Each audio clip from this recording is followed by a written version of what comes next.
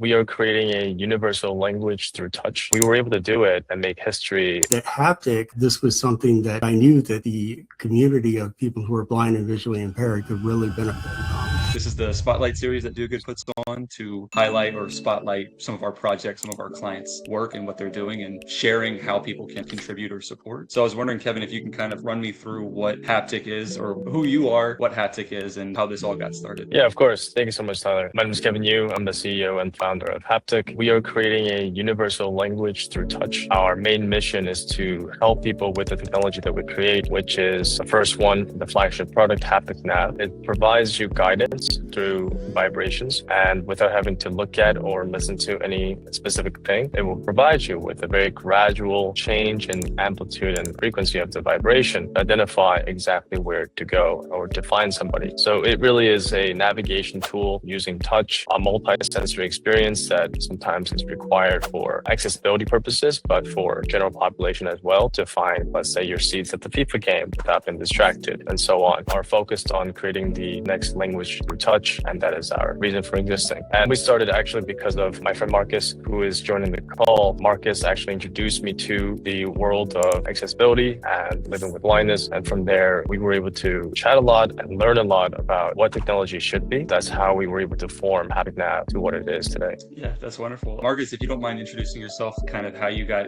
in touch with Kevin and how this kind of sparked from your perspective. Yeah, so I guess I should start with a little story that I had just moved to New York City. This is 15 years ago to start my grad work at Columbia. And I knew absolutely no one in New York. So my wife and I end up in the Village and sit down at a restaurant bar. And the guy turns to me and says, "Are you Marcus Engel?" And I knew no one in New York City. And this gentleman happened to be a fraternity brother at Institute in Brooklyn. And he led me to Kevin. Kevin and I have been friends and fraternity brothers for over 15 years now. And it's just really an honor to be able to inspire any of this work that is pushing forward the accessibility features that everybody can enjoy. So obviously, Kevin, you kind of walked us through what you're creating. I'm curious if you want to walk us through what kind of impact you're hoping to create now and in the future, and why you feel like this is an important product or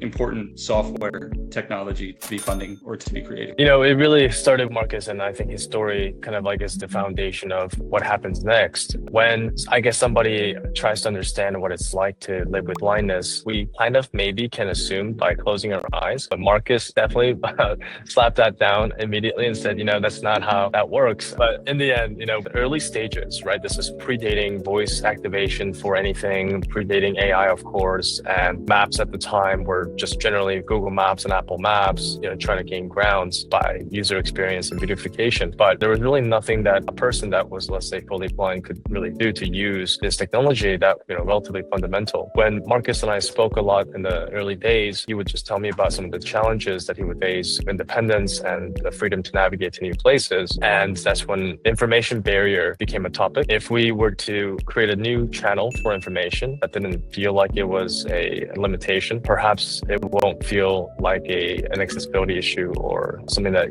you couldn't accomplish. So that's when we started to prototype, started developing haptic wearables and vibration-based tech that was able to get Marcus around the corner of our office. And from there, we were able to get an amazing opportunity to work with Simon, a blind runner from London. And so he reached out looking at our TechCrunch article and said, "Hey, I'm working with a lot of auditory feedback with IBM, but it's so distracting that I can't actually keep using it. I'd like to try out your technology and have a more discrete sensation for guiding the New York City Marathon independently." So we were like, "Hey, that sounds awesome. Let's give it a try." Started to create that prototypes and incredible amount of challenges we faced during that time period. But we were able to do it and make history, guiding the first blind person in the marathon using our Haptic Nav tech. And since then, we've recognition from Google, from different major companies around the world. The TED Talk, Discovery Channel documentaries, and Front Page Times really got us out there and kind of representing New York, right? Like tech scene is here, people are crazy, and we'll do the things that people are considering impossible and change history or change the future. That's kind of really the birth of our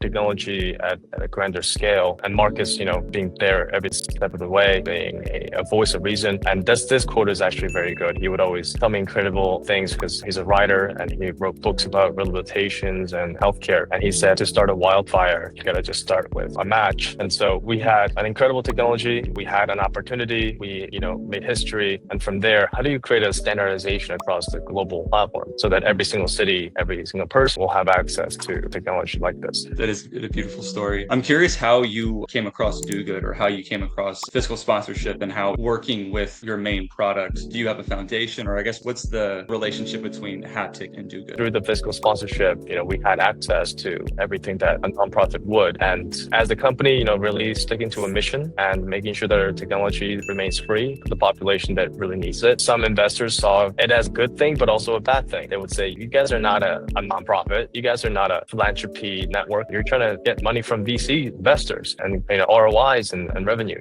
So I think by having this nonprofit stand up with Do Good, we're able to work together, onboard more people, create a bigger brand image under Haptic Foundation. And just kind of really hone in on that impact side, that if we, start to become a large corporate, become like, let's say, a big license mogul, we don't lose our core values. Yeah, I was going to say, what I've always loved about Kevin and his companies, the various iterations of Haptic Nav over the years, is that they've always gone back to the actual users of the product, which a lot of times there's engineers out there that are trying to create something without engaging the community. And Kevin and his crew have made such efforts throughout the blindness community and the tech community to just blend the two together so naturally. And it's really inspiring to be a part of this. I will tell you that one of the first questions Kevin asked me was, what are some of your challenges as someone who lives with blindness? And keeping in mind that we were both living in New York at the time, I said, I'm sometimes walking down the street, I've got my seeing eye dog on my left side, and yet if I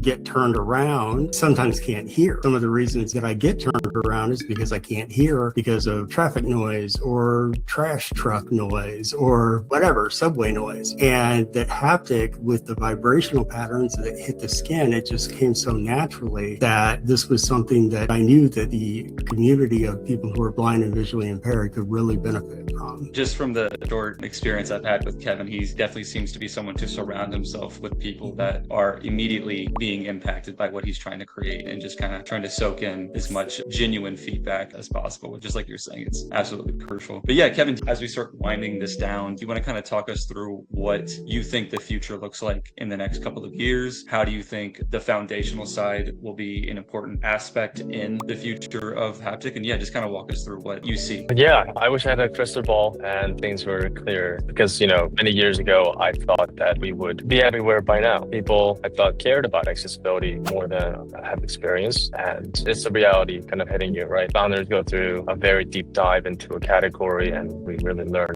as much as we can about it. And we, as you said, gather the support that we need to make sure that we have forward and we work together. It takes a village. So I would say, one of the learning curve was that I thought I knew the future 8 years ago. And I think now I definitely do feel like I understand it a bit better. It did definitely take something that was bigger than all of us, which is the, accuracy of navigation through Qualcomm chips and better smartphones and so on and so forth, but as well as law. And this is something that I talk quite a lot about in the political world, as I also became not a lobbyist or anything like this, but I'm more tapped into law than ever before, not only through IP and patents, but through ADA compliances and the European accessibility. I was just at the United Nations earlier this year, giving a talk on future of accessibility, AI, and mobility. And it was a very serious thing. We're all in suits talking about how we are going to use the changing pretty much like human society, the law, to generate different outputs and prioritization for large corporations. populations. So I think that's a really good sign. We've been waiting for something like this for so many years. I think the fact that we are here now, AA happened last year in June, ADA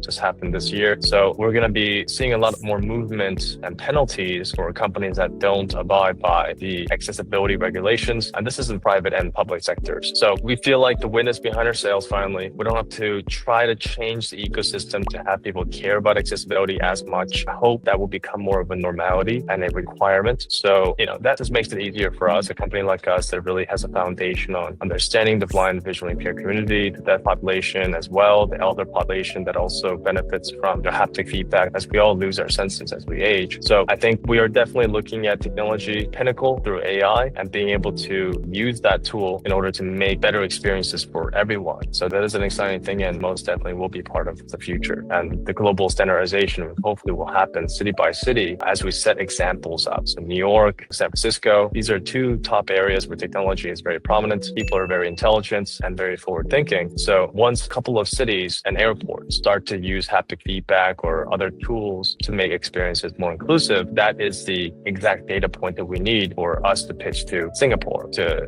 Europe and different places around the world. Absolutely. Marcus, I'm curious if you have a sort of a feeling for the future of haptic or kind of where you would like to see it from your own perspective, kind of seeing things through this sort of inspirational lens. I'm excited to see this just become how we get around, that it just becomes so old hat to us, that the technology is so intuitive. We're so used to understanding what's being translated that there's no learning curve, and it's just really well-developed tool for the tool belt. I am not the person to necessarily talk to about technology because I'll leave that up to Kevin and such, but I do know that on the larger scale, we're in the graying of America. And so as more people who are aging to the boomers are turning 80 this year, there's just a lot of upside assistance for people living with some degree of sight loss through haptic technology. Absolutely. And then I guess kind of wrapping things up, Kevin, how can people find out more about haptic? How can people support? Where's your presence at? Yeah. How can people find you? Yeah. If you type in, Haptic Works, Haptic Nav, or,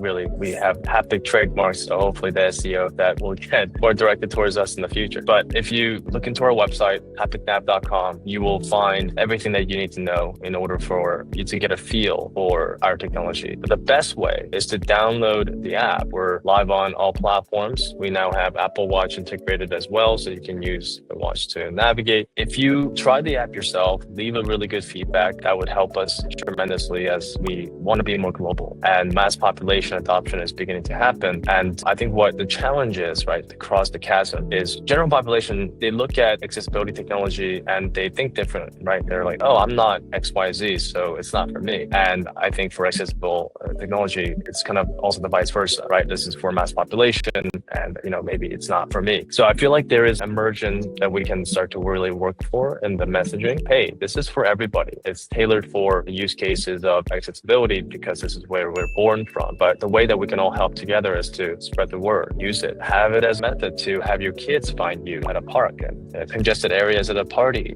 use Haptic Nav and, understand that this tool is something that could be also very valuable for evacuations or places like finding a subway station when it's dark out and dangerous at a different country. I guess unifying stories across the board, and to really feel it is to believe it. It's a cheesy way of us saying like, please try it out. And at the same time, do good with a partner with us now where we can tap into philanthropists, incredible people, impact-focused individuals that can donate to the cause in order for us to keep the app free, to keep on evolving and paying back to the community. So if you know anybody in the industry like that or somebody who wants to help, please go to Haptic Foundation page on our website and you can find more about our impact and how you can donate. Awesome. All right, guys. Thank you all so much. Kevin, Marcus,